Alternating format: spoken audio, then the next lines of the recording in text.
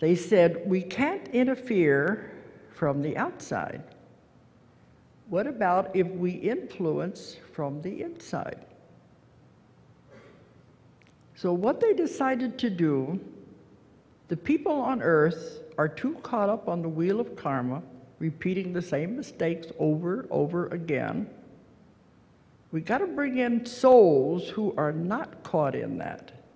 Souls who are pure, who have never known violence, who have never been trapped on the wheel of karma. That's what we have to do.